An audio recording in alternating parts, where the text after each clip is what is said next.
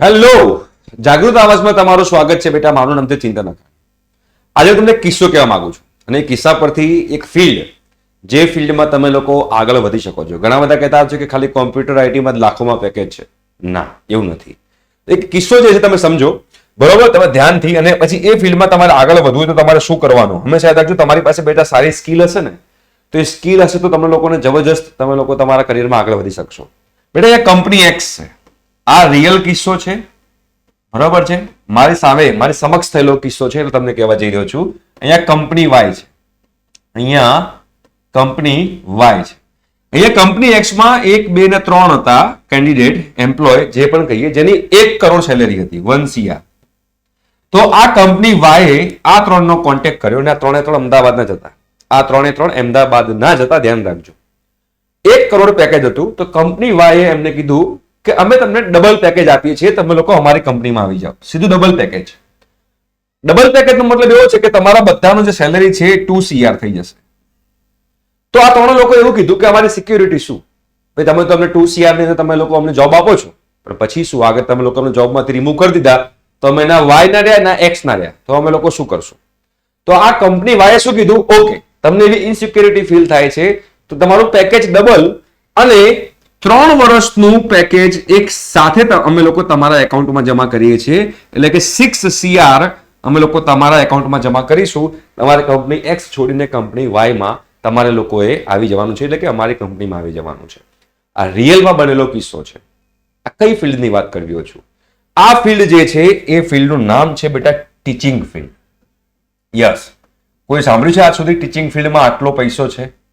Right, મેં જોયેલું છે. કેવી રીતે, કઈ ફિલ્ડમાં જવાનું, કેવી રીતે જવાનું, એ આજે તમને ડિસ્કસ કરીશ. જો તમે ટીચિંગમાં ઇન્ટરેસ્ટ હોય તો તમે આ ફિલ્ડમાં આગળ વધી શકો છો. Because teaching is a one type of a skill, right. કેમ કે જેટલું તમે સારી રીતે ભણી શકશો, તમે એટલા જ સ્ટુડન્ટ્સની અંદર પોપ્યુલર થશો અને એટલા જ તમારો કરિયર ગ્રોથ ફાસ્ટ થશે. તમે તમારા ઘરે કહેશો તો ઘરમાં તમને એવું કહેશે કે બેટા ટીચિંગ ફિલ્ડમાં તો જવાતું હોય, ના જવાય, એમાં તો ક્યાં કોઈ પૈસા જ છે. બટ ના, હવેનો જમાનો બદલાઈ ગયો છે, રાઈટ. તો કેવી રીતે બેટા આપણે ટીચિંગ ફિલ્ડમાં જઈશું, એના માટે હું તમને આજે આખું ડિસ્કસ કરીશ. જો તમે એ પાથ તમારે ફોલો કરવો હોય તો કરી શકો છો. અત્યારે ઘણા બધા અત્યારે ટીચિંગ ફિલ્ડમાં શું છે ખબર છે? દરેક જગ્યાએ યંગ લોકોની રિક્વાયરમેન્ટ છે. યંગ, જુવાન, જેની ઉંમર 25 થી લઈને 40 ની વચ્ચે હોય એવા લોકોને ટીચિંગમાં બહુ જ ડિમાન્ડ છે. એનું રીઝન છે, રીઝન એ છે બેટા કે જનરેશન ટુ જનરેશન શું થાય છે ખબર છે? લોકોની મેન્ટાલિટી બદલાય છે. ફોર એક્ઝામ્પલ, મારી એજ 33 યર્સ છે, તો હું 25 વર્ષનો કોઈ વ્યક્તિ હોય કે 18 યર્સનો કોઈ વ્યક્તિ હોય, કોઈ સ્ટુડન્ટ હોય, તો હું એની જોડે ઇઝીલી કનેક્ટ કરી શકું. મારી પાસે એટલી એનર્જી હોય, મારા થોટ્સ એના થોટ્સને મેચ થતા હોય, તો કનેક્શન થાય. કોઈ પણ સ્ટુડન્ટ ને ટીચર ક્યારે ગમે? જ્યારે એ સ્ટુડન્ટ ટીચર જોડે કનેક્ટ થાય, રાઈટ. એ કનેક્શન જેમ જેમ જેમ એજ ગેપ વધતો જાય ને એમ કનેક્શન ઓછું થતું જાય. કોઈ 60 યરનો ટીચર તમને ભણાવતો હોય અને કોઈ 35 યર્સનો ટીચર તમને ભણાવતો હોય, તમને લોકોને એમ મજા આવશે કે ભલે 60 યર્સના ટીચર પાસે વધારે એક્સપિરિયન્સ છે, વધારે એની પાસે નોલેજ છે, બટ તમને વધારે મજા આવતી છે 35 યર્સના ટીચર જોડે. બીકોઝ એ થોડો ફની હશે, તમને મનગમતા જે એ મૂવીઝનો શોખ હશે, તમે જે રિસન્ટલી મૂવી જોયા હશે એ મૂવી એને જોયેલા હોય, તો ટીચિંગમાં એ મૂવીના ડાયલોગ્સ, એ મૂવીના સીન સાથે એ આખું મિક્સ કરીને તમે લોકોને સ્ટડી કરાવી શકે, જેના કારણે તમને એમની જોડે ભણવાની વધારે મજા આવે. તો અત્યારના જમાનામાં યંગ જનરેશનને ટીચિંગમાં વધારે સ્કોપ છે. શું છે એ હું તમને આગળ સમજાવવાનો પ્રયત્ન કરીશ. જો બેટા અહીંયા આગળ બેચલર્સ તમે કમ્પ્લીટ કરો છો, બરોબર. હવે તમે બેટા બેચલર્સ કમ્પ્લીટ કરો છો તો બેચલર્સ કર્યા પછી પણ તમે ટીચિંગ ફિલ્ડમાં જઈ શકો છો. બેચલર્સ કર્યા પછી પણ, બટ એમાં તમારે થોડુંક તમારે જે છે એ તમારો સમય વધારે લઈ લે. તમારે હાઈ પેકેજમાં પહોંચવું હોય તો બહુ વધારે સમય લઈ લે. તો તમારે બેચલર્સ કર્યા પછી તમારે ટીચિંગ ફિલ્ડમાં જવું છે તો તમારે લોકો કોઈ સ્કૂલમાં બેટા ટીચર નથી બનવાનું હાલ, કાં તો સ્કૂલમાં તમારે હાલ સ્કૂલમાં બનવું તો પણ વાંધો નથી. તમારે બેચલર્સ બન્યા પછી કોઈ લોકલ જે ટીચિંગ હોય, જે ટ્યુશન ક્લાસીસ ચાલતા હોય, લોકલ ટીચિંગ શેના હોય, તો 10th ના હોઈ શકે છે બેટા, 11th ના હોઈ શકે છે, 12th ના હોઈ શકે છે. આ લોકલ ટીચિંગમાં તમને લોકોને એઝ અ ટ્યુટરની જોબ મળી શકે, એઝ અ ટ્યુટર. બીકોઝ લોકલની અંદર ઘણા બધા સ્ટુડન્ટ્સ હોય છે ને એ લોકોને ટ્યુટરની જરૂર હોય છે. સ્ટાર્ટિંગ તો બેટા ટ્યુટરથી થશે જો તમે લોકો બેચલર કરીને જશો તો, રાઈટ. અને પછી ધીમે ધીમે તમારો એક્સપિરિયન્સ વધશે, એમ તમારી સેલરી વધતી જશે. ઘણા બધા અત્યારે બેચલર્સ કમ્પ્લીટ કર્યા પછી મારા જોડે 5-6 કેસ એવા છે કે જેમનો અત્યારે યરલી પેકેજ 7-8 લાખ રૂપિયા છે, રાઈટ? તો બેચલર્સ કર્યા પછી પણ તમે 10th 11th 12th ની અંદર એઝ અ ટ્યુટર જઈ શકો છો. આ એક જગ્યા છે જ્યાં આગળ તમે લોકો સારી અર્નિંગ કરી શકો છો. જો બેટા તમે કોઈ સ્કૂલમાં જશો, આખી લાઈફ સ્કૂલમાં રહેશો તો તમને તમારો જે સેલરી ગ્રોથ છે એવો નહીં થાય. ઓકે, તમારે પછી ધીમે ધીમે જમ્પ મારવા પડશે, પણ જમ્પ મારવા માટે ખાલી બેચલર કર્યા પછી તમને મેળ પડશે નહીં. જો બેચલર કર્યા પછી તમે જો માસ્ટર્સ કરો છો, બેટા માસ્ટર્સ ઘણી બધી રીતે થાય. આ માસ્ટર્સ જે છે એમાં તમે બેટા એમટેક કરી શકો છો, રાઈટ? તમે લોકો ME કરી શકો છો. ME કરો છો મતલબ કે તમે લોકો ગુજરાતમાં કોઈ કોલેજમાંથી ME કરો છો જેમાં ગેટની કોઈ રિક્વાયરમેન્ટ નથી. બેટા આમાં ગેટથી થશે, બરોબર છે? આ ME જે છે એ નોન ગેટથી થશે, બરોબર છે? તમે ME કરી શકો છો. બેટા તમે MBA ની પ્રિપેરેશન કરી શકો છો, રાઈટ? તમે MBA ની પ્રિપેરેશન કરી શકો છો અને MBA પણ તમે કરી શકો છો. તો બધા માસ્ટર્સ થયા કહેવાય. હવે ઘણા બધા કહેતા હોય છે કે એમટેક ME ને MBA કર્યું. હવે તમે ધ્યાનથી સમજજો, તમારી પાસે પોસ્ટ ગ્રેજ્યુએશનની ડિગ્રી આવી ગઈ. તમે આ કમ્પ્લીટ કરો છો બેટા એટલે તમે લોકો PG કહેવાઓ, તમે પોસ્ટ ગ્રેજ્યુએટ થઈ ગયા છો. હવે પોસ્ટ ગ્રેજ્યુએટ થઈ ગયા છો તો ગેટની તમે એક્ઝામ આપી હોય કાં તો કેટની તમે લોકો એક્ઝામ આપી હોય તો આનો ફાયદો શું થાય? ગેટની અને કેટની તમે લોકો એક્ઝામ આપો છો તો તમને લોકોને ફાયદો બેટા એ થશે કે તમને કઈ કઈ જગ્યાએ તમે એઝ અ ટીચર તમે જોઈન થઈ શકો છો. એ તો ગેટના કોચિંગ ક્લાસીસ, તમે જો ગેટ આપેલું હોય તો ગેટના કોચિંગ ક્લાસીસ હોય, એ ગેટના કોચિંગ ક્લાસીસમાં તમે લોકો એઝ અ ટ્યુટર જોઈન થઈ શકો છો. તમે જો કેટ આપી હોય તો બેટા કેટના જે કોચિંગ ક્લાસીસ હોય એમાં તમે લોકો એઝ અ ટ્યુટર એટલે કે એઝ અ ટીચર તમે લોકો જોઈન થઈ શકો છો. ઇવન તમે બેટા માસ્ટર્સ કરી દીધું છે તો માસ્ટર કરી દીધા પછી જે મોટી મોટી કોચિંગ ઇન્સ્ટિટ્યૂટ છે જે JEE મેન્સ અને એડવાન્સની પ્રિપેરેશન કરાવે છે, બરોબર? એટલે તમે લોકો JEE મેન્સ અને એડવાન્સ જે છે, JEE મેન્સ, એડવાન્સ, નીટ, આ બધાના જે મોટા મોટા કોચિંગ ઇન્સ્ટિટ્યૂટ છે ત્યાં આગળ પણ તમે એઝ અ કોઈ એક સબ્જેક્ટ પકડીને સબ્જેક્ટમાં તમે એઝ અ ટીચર ત્યાં આગળ જોઈન થઈ શકો છો. અને આ બધી જગ્યાએ બહુ હાઈફાઈ સેલેરી હોય છે, બહુ હાઈફાઈ સેલેરી. તમે વિચાર્યું ના એવું. હું ફોર એક્ઝામ્પલ મેં ગેટમાં જે જગ્યાએથી કોચિંગ કર્યું હતું, મેં હૈદરાબાદ જઈને ગેટની પ્રિપેરેશન કરેલી છે. તો એ જગ્યાએ સવારે 6 થી 9 એક જે છે એ ઈસરોના સાયન્ટિસ્ટ જે છે ત્યાં આગળ આવતા હતા અમને સબ્જેક્ટ ભણાવવા માટે. સવારે 6 AM to 9 AM, 6 થી 9 3 કલાક. અને એ 15,000 પર અવર નો ચાર્જ લેતા હતા. 15,000 પર અવર એટલે 6 થી 9 એટલે કે એક જ દિવસમાં એ 45,000 રૂપીસ જે છે કમાઈ લેતા હતા સવારે 9 વાગ્યા સુધીમાં. ઘણા બધા સ્ટુડન્ટ જે અત્યારે વિડીયો જોતા હશે ને એ સવારે 9 વાગે તો ઉઠતા હશે. તો તમે ઉઠો એની પહેલા તો ભાઈ 45,000 રૂપીસ કમાઈને બેસી ગયા હશે, રાઈટ? તો એ બહુ જ આ મોટી મોટી જે ગેટની કોચિંગ ઇન્સ્ટિટ્યૂટ છે એમાં તમને હાઈ સેલરી મળે છે. કેટમાં, JEE મેન્સ અને નીટમાં.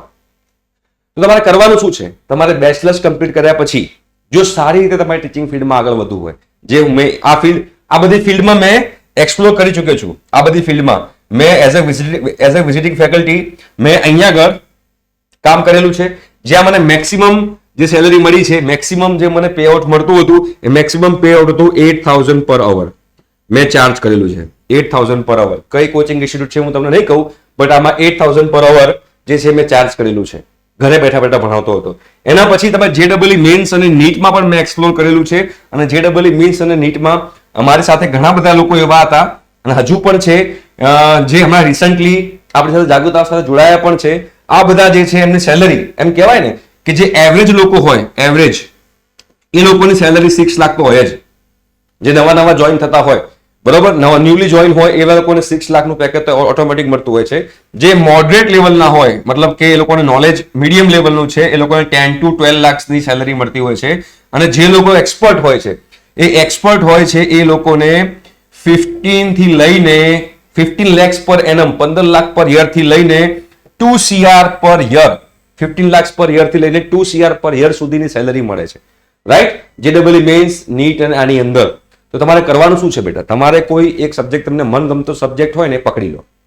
અને મનગમતો સબ્જેક્ટ પકડ્યા પછી તમે એમાં જબરજસ્ત પ્રેક્ટિસ કરો, જબરજસ્ત નોલેજ લો અને પછી આ બધી ફિલ્ડ તમે એક્સપ્લોર કરો.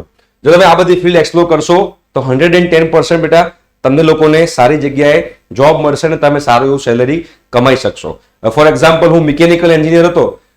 એઝ અ મિકેનિકલ એન્જિનિયર હું કોઈ ઇન્ડસ્ટ્રીમાં જઉં તો એ ઇન્ડસ્ટ્રીમાં મને એટલી સેલરી નહીં મળે જેટલી સેલરી મને હું કોઈ ફિઝિક્સ કાં તો કેમેસ્ટ્રી કાં તો મેથ્સમાં જબરજસ્ત આમ પકડ લઈ દઉં અને આમાંથી કોઈમાં ભણાવવા જવું, કાં તો ગેટમાં હું મિકેનિકલ એન્જિનિયર છું તો થર્મોડાયનેમિક્સ છે, ફ્લુઇડ મિકેનિક્સ છે, કોઈ સબ્જેક્ટમાં સ્ટ્રોંગ બની જવું અને સબ્જેક્ટ ત્યાં આગળ એઝ વિઝિટિંગ ફેકલ્ટી ભણાવવા જવું, તો એમાં જે પૈસા મળશે એ પૈસા મને ઇન્ડસ્ટ્રીમાં નથી મળવાના. રાઈટ? તો આ ટીચિંગ ફિલ્ડ છે બેટા, તમારે આવી રીતે આગળ વધવું જોઈએ. અને હજુ પણ તમે જો બેટા બેચલર્સ કર્યા પછી તમે માસ્ટર્સ કરો છો અને માસ્ટર્સ કર્યા પછી તમે પીએચડી પણ કરો છો. ફોર એક્ઝામ્પલ તમે પીએચડી કરો છો, ઓકે, તો માસ્ટર્સ કર્યા પછી તમે જો બેટા પીએચડી કરો છો અને સારી જગ્યાએથી પીએચડી કરો છો, આ વસ્તુ ધ્યાનમાં રાખજો, સારી જગ્યાએથી પીએચડી કરો છો એટલે કે એનઆઈટી આઈઆઈટી માંથી, તો તમે એનઆઈટી આઈઆઈટી માંથી પીએચડી કરો છો બેટા, તો તમને તમારે જો અહીંયા આગળ આપણે કહીએ તો DAIICT જે ટિયર 1 કોલેજ કહેવાય, નિરમા છે, બરોબર છે, એનઆઈટી છે, આઈઆઈટી છે, આ બધા કોલેજમાં તમે લોકો આસિસ્ટન્ટ પ્રોફેસરની સ્ટાર્ટથી તમે જોબ લઈ શકો, આસિસ્ટન્ટ પ્રોફેસર. હવે આસિસ્ટન્ટ પ્રોફેસરમાં તમે જાઓ છો પીએચડી કર્યા પછી, તો આ બધી જગ્યાએ જવાથી તમને ફાયદો શું થાય છે? આના સેલેરી કરોડ્સમાં નથી હોતા. જે રીતે મેં કીધું ને કે આ બધા કોચિંગ ઇન્સ્ટિટ્યૂટમાં તમારા કરોડ્સમાં તમારા સેલેરી હોય, JEE એમાં, બરોબર છે, પણ તમારે એકદમ એક્સપર્ટ થવું પડે. હવે એવી રીતે તમે જોશો અહીંયા આગળ કે પીએચડી તમે લોકો કરો છો અને પીએચડી કરીને આ બધી કોલેજમાં તમારે જો એઝ આસિસ્ટન્ટ પ્રોફેસર જોબ જોઈતી હોય, આસિસ્ટન્ટ પ્રોફેસર, તો તમને લોકોને આમાં તમારે પીએચડી કમ્પલસરી છે અને સારી કોલેજમાંથી પીએચડી કમ્પલસરી છે, તો જ તમને લોકોને ત્યાં જોબ મળે, બાકી ના મળે. બટ સૌથી ઇમ્પોર્ટન્ટ વસ્તુ શું છે? ફોર એક્ઝામ્પલ મેં સુરતમાંથી એમટેક કર્યું છે, બરોબર? આ ધ્યાનથી સમજજો. મેં સુરતમાંથી એમટેક કર્યું છે. મારા જે ગાઈડ હતા, ગાઈડ, એમનો સેલરી હશે લગભગ 2 lakhs પર મંથ, બરોબર? 2 lakhs કે 1.5 lakhs આપણે ગણીને ચાલીએ, 1.5 lakhs પર મંથ જે છે એ એમનો સેલેરી હશે, એવું માનીને ચાલીએ છીએ આપણે, બરોબર? આનાથી ઓછો નહીં હોય, ઓછો હશે તો 10-15 હજાર રૂપિયા ઓછા હશે, એનાથી વધારે ઓછા નહીં હોય. બટ આ સરની બીજી ઘણી બધી ઇન્કમ હોય, જે ઇન્કમ આપણા સ્ટુડન્ટ્સને ખબર નથી હોતી, એ ઇન્કમ પણ તમને હું કહીશ. એ ઇન્કમ શું છે? ઘણા બધા કહેતા હતા કે ટીચિંગ ફિલ્ડમાં પૈસો નથી, બતાવું તમને. હવે આ ગાઈડ જે છે એનો ઓલરેડી પીએચડી કરેલું હોય, તો આ સેલરી તો શું લે છે? આ સેલરી લે છે એ ફક્ત ને ફક્ત તે જોબ કરવા માટેની. બટ આ એમની અંડરમાં જે લોકો એમટેક કરતા હોય, ફોર એક્ઝામ્પલ હું એમટેક કરું, મેં એમની અંડરમાં એમટેક કર્યું છે, તો અમારા એમટેકમાં સેકન્ડ યરમાં પ્રોજેક્ટ આવે, તે પ્રોજેક્ટ માટે અમારે કોઈ ગાઈડ સિલેક્ટ કરવાનો, તો મેં ધારો કોઈ ગાઈડ સિલેક્ટ કર્યો, તો પર મંથ પર સ્ટુડન્ટ અમને 5000 રૂપીઝ મળે, 5000 રૂપીઝ. ફોર એક્ઝામ્પલ આ ગાઈડની અંદર 10 સ્ટુડન્ટ્સ એમટેક કરી રહ્યા છે, 10 સ્ટુડન્ટ્સ એમટેક કરી રહ્યા છે, તો પર સ્ટુડન્ટ 5000 રૂપીઝ મળે, તો 50000 રૂપિયા એ થયા પર મંથ આ ગાઈડને મળે, બીકોઝ એ 10 સ્ટુડન્ટ્સને ગાઈડ કરી રહ્યા છે, એટલે આ એક્સ્ટ્રા ઇન્કમ થઈ કહેવાય. એવી રીતે એમની અંદર કોઈ પીએચડી કરતું હોય બેટા, એમની અંદર કોઈ પીએચડી કરતું હોય તો એના પણ પર સ્ટુડન્ટ એમને લોકોને અલગથી પૈસા મળતા હોય ગાઈડને, આ સેલરી સિવાય. 1.5 lakhs તો છે જ એના સેલરી સિવાય.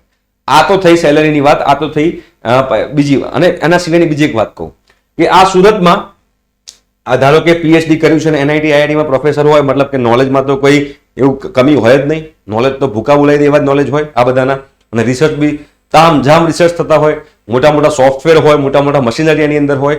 તો ફોર એક્ઝામ્પલ એક એક્ઝામ્પલ આપી રહ્યો છું કે L&T કંપની છે, L&T કંપની છે. હવે આ L&T કંપનીને કોઈ ગિયર બનાવ્યું છે અને એ ગિયર, આ એક એક્ઝામ્પલ આપી રહ્યો છું, અને ગિયરની ડિઝાઇનમાં એમને કંઈક ઇમ્પ્રુવમેન્ટ લાવવું છે કે ભાઈ મારો ગિયર જલ્દી ટીયર થઈ જાય છે, મારો ગિયર જે છે એ ગિયર જલ્દી બગડી જાય છે, તો મારે એવી થોડી ડિઝાઇનમાં થોડો ચેન્જ લાવું તો ગિયરની જે લાઈફ સ્પાન છે વધી જાય, કાં તો બેરિંગ છે, બેરિંગ લાઈફ સ્પાન વધારવી હોય, રાઈટ? તો એ શું કરશે? આ L&T વાળા જે છે, કાં તો જે બીજી અમુક કંપની હોય જેમનામાં, જે કંપનીમાં R&D ડિપાર્ટમેન્ટ ના હોય, રિસર્ચ એન્ડ ડેવલપમેન્ટ ડિપાર્ટમેન્ટ ના હોય, એવી કંપનીની વાત કરે તો એક્ઝામ્પલ છે. તો એ લોકો શું કરે, જે આ એનઆઈટી આઈઆઈટી ના પ્રોફેસર્સ હોય, કાં તો નિરમાના પ્રોફેસર્સ હોય, તો આ L&T જે છે એનઆઈટી આઈઆઈટી ના પ્રોફેસર્સને કોન્ટેક્ટ કરે કે અમારે આ ગિયર ડિઝાઇન કરવો છે અને ડિઝાઇનમાં થોડી ચેન્જ કરવી છે, અમારો આ ક્રાઇટેરિયા છે, તમે લોકો ડિઝાઇન કરીને આપો. તો જ્યારે એનઆઈટી આઈઆઈટી વાળા પ્રોફેસર્સ એમને ડિઝાઇન કરીને આપે ને, એની જોડે આ લોકો કરોડની અંદર ડીલ કરતા હોય, અને કન્સલ્ટિંગ કહેવાય. અને કન્સલ્ટિંગ કહેવાય, ડિઝાઇનિંગ કન્સલ્ટિંગ, ઘણી બધી કન્સલ્ટેશન હોય, આ લોકો કન્સલ્ટેશન કરતા હોય, રાઈટ? એમને લોકોને ડિઝાઇન કરીને આપતા હોય, કોઈ ટેકનિકલ પ્રોબ્લેમ આવ્યો તો ટેકનિકલ પ્રોબ્લેમ સોલ્વ કરીને આપતા હોય, રાઈટ? કોઈ ઇમ્પ્રુવમેન્ટ, એફિશિયન્સી ઇમ્પ્રુવ કરવી, ગમે તે વસ્તુ હોય તે બધું આ લોકો કરીને આપતા હોય, તો એના બી આ લોકો કંપની પાસેથી કરોડમાં ચાર્જ કરતા હોય, બરોબર? પણ એમાં બી આ લોકોનો એક નિયમ હોય છે કે જે બી કન્સલ્ટિંગની ફી આવે, કન્સલ્ટેશનની જે બી ફી આવે, એ ફીની અંદર 30% ફી જે છે એ એનઆઈટી આઈઆઈટી વાળા પોતે રાખતા હોય, અને 70% ફી જે છે એ આ આસિસ્ટન્ટ પ્રોફેસરને મળી જાય. મતલબ કે ફોર એક્ઝામ્પલ આ L&T વાળા 1 કરોડ રૂપિયા આપે આ પ્રોફેસરને, તો 1 કરોડમાંથી 30 લાખ રૂપિયા જે છે એ એનઆઈટી આઈઆઈટી ના ફંડમાં જમા થાય અને 70 લાખ રૂપિયા જે છે એ આસિસ્ટન્ટ પ્રોફેસરને પોતાને મળે. આવું હું જ્યારે ભણતો હતો ત્યારે હતું. અત્યારે એક્ઝેક્ટલી શું છે મને ખબર નથી, પણ આવી રીતે કન્સલ્ટેશનથી પણ આ લોકો રૂપિયા કમાતા હોય છે. તો બેટા આ પ્રોફેસરની ફિલ્ડ છે. તમે બેચલર્સ કરીને પણ બેટા પ્રોફેસરની ફિલ્ડમાં જઈ શકો છો, પણ બેચલર્સ કરીને તમે જશો તો એટલો ફાસ્ટ તમારો ગ્રોથ નહીં થાય. એમટેક કરીને પણ તમે લોકો એમટેક કરીને, એમઈ કરીને, એમબીએ કરીને પણ તમે લોકો પ્રોફેસરની ફિલ્ડમાં જઈ શકો છો. ઇવન એમબીએ કર્યા પછી પણ બીજી ઘણી બધી વસ્તુઓ અંદર ફિલ્ડમાં હોય છે. જેવી રીતે તમે લોકો સોફ્ટવેર શીખતા હો છો, તો તમે સોફ્ટવેરમાં બહુ જ એક્સપર્ટ થઈ ગયા છો, તો એ સોફ્ટવેરના પણ કોચિંગ ક્લાસીસ ચાલતા હોય છે. તો તમે એમાં પણ જઈને તમે લોકો ટીચિંગ કરી શકો છો અને એમાંથી પણ તમે અર્નિંગ કરી શકો છો. તો આ બધી વસ્તુઓ છે જે એકચ્યુઅલીમાં તમે જોવા જાઓ તો હાર્ડવર્કની જરૂર પડે. તમે કોઈ ટિયર 3 કોલેજમાં પ્રોફેસર બનશો કે ટિયર 2 કોલેજમાં પ્રોફેસર બનશો તો તમને એટલો ગ્રોથ નહીં દેખાય. તમે કોઈ પ્રાઇવેટ સ્કૂલમાં જઈને તમે લોકો પ્રોફેસર બનશો તો તમે લોકોને એટલો ગ્રોથ નહીં દેખાય. બટ તમે આ બધી જગ્યાએ તમે પ્રોફેસર બનો છો તો ત્યાં આગળ તમારો ગ્રોથ જબરજસ્ત છે અને હાઈફાઈ છે. બટ આ લોકોને ઘણા બધા સ્ટુડન્ટ્સને આપણને ખબર નથી હોતી, ઇવન પેરેન્ટ્સને પણ ખબર નથી હોતી કે આ એક ફિલ્ડ છે જેમાં તમે સારું એવું અર્નિંગ કરી શકો છો. તો તમારે જો આ ફિલ્ડમાં આગળ વધવું હોય તો યા તો તમે નક્કી કરો કે તમારે એમટેક કરવું છે, એમઈ કરવું છે કે એમબીએ કરવું છે, અને કોઈ એક ટાર્ગેટ બનાવો. ટાર્ગેટ બનાવો મતલબ કે તમારે આ કોચિંગ તમારે આ ફિલ્ડમાં, મતલબ કે તમારે 11 12 નું મેથ્સ ભણાવવું છે, કે તમારે 10th નું મેથ્સ ભણાવવું છે, કે તમારે એન્જિનિયરિંગ ભણાવવું છે, કે તમારે એમબીએ નો એન્ટ્રન્સમાં ભણાવવું છે, કે તમારે ગેટના એન્ટ્રન્સમાં ભણાવવું છે, કે તમારે આઈઆઈટીમાં પ્રોફેસર બનવું છે. તો એ તમારો ગોલ બનાવો અને એ ગોલ બનાવીને એના માટે જે બેટા રિક્વાયરમેન્ટ હોય એ રિક્વાયરમેન્ટ તમે ફૂલફિલ કરો, એની પ્રિપેરેશન તમે લોકો ચાલુ કરી દો, તો તમે લોકો આ ફિલ્ડમાં સારું એવું અર્નિંગ કરી શકશો. રાઈટ. હું જે જગ્યાએ જોબ કરતો હતો 11 12માં જેડબલઈ મેન્સ એડવાન્સ ભણાવતો હતો, ત્યાં આગળ બેટા 25 લાખ, 30 લાખ, 35 લાખ, 40 લાખ, 50 લાખ, 1 કરોડ તો સિમ્પલ જ હતું. એમાં કોઈ બહુ મોટી વાત હતી જ નહીં. 30-35 લાખ વાળી ફેકલ્ટી તો એવરેજમાં ગણાતી હતી અમદાવાદની અંદર. હવે અમદાવાદમાં કોમ્પ્યુટર આઈટીનો કોઈ વ્યક્તિ હોય જેને અમદાવાદમાં 30-35 લાખ રૂપિયા જોઈતા હોય, યા તો મિકેનિકલ સિવિલનો કોઈ વ્યક્તિ હોય જેને 30-35 લાખ રૂપિયા જોઈતા હોય તો નથી મળતા હોતા.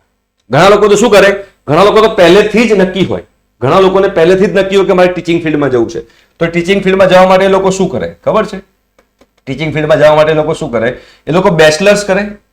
સમજજો, બેચલર્સ કર્યા પછી એ લોકો ગેટની એક્ઝામ આપે અને ગેટની એક્ઝામ આપ્યા પછી કોઈ પણ આઈઆઈટીમાં કે કોઈ પણ એનઆઈટીમાં એની બ્રાન્ચમાં માસ્ટર કરી દે. એની બ્રાન્ચ મતલબ કેમ કે નાનામાં નાની બ્રાન્ચ હોય ને, ખરાબમાં ખરાબ બ્રાન્ચ. ફોર એક્ઝામ્પલ મિકેનિકલ છે તો મિકેનિકલની અંદર ઘણી બધી માસ્ટર્સમાં ઘણી બધી બ્રાન્ચ આવે. ફોર એક્ઝામ્પલ મેન્યુફેક્ચરિંગમાં જવું છે, તમારે ડિઝાઇનિંગમાં જવું છે, તમારે થર્મલમાં જવું છે, તમારે ફ્લુઇડમાં જવું છે, અલગ અલગ મેટલર્જી કરીને આવે. તો સૌથી નીચે ભરાતી બ્રાન્ચ હોય ને, સૌથી નીચે ભરાતી બ્રાન્ચ મેટલર્જી હોય. તો એ લોકો શું કરે કે બેચલર્સમાં એ લોકો ગેટ આપીને કોઈ પણ એનઆઈટી આઈઆઈટીમાં નીચામાં નીચે જે બી એનઆઈટી એમનો ગોલ જ એક જ હોય, કાં તો એનઆઈટી કાં તો આઈઆઈટી, કોઈ બી બ્રાન્ચ આપશો ચાલશે, મને એનઆઈટી આઈઆઈટીમાં એડમિશન જોઈએ છે. એટલે કોઈ બી બ્રાન્ચમાં એ લોકો એડમિશન લે, એના કારણે એમને શું થાય, એના કારણે એ લોકોને આઈઆઈટી અથવા બેટા એનઆઈટી નો ટેગ મળી જાય. ટેગ, કેમ કે લાઈફમાં ટેગ બહુ ઇમ્પોર્ટન્ટ છે. ધારો કે એનઆઈટી આઈઆઈટી નો ટેગ મળી ગયો હોય અને પછી એ લોકો આ ગેટની અંદર કે જેડબલઈ મેન્સ એડવાન્સની જે ફેકલ્ટીઝ જોઈતી હોય જ્યારે મોટા મોટા કોચિંગ ઇન્સ્ટિટ્યૂટમાં, ત્યારે એ લોકો એપ્લાય કરે તો એ લોકોના સિલેક્ટ થવાના ચાન્સીસ વધી જાય, બીકોઝ એમની પાસે એનઆઈટી આઈઆઈટી નો ટેગ છે.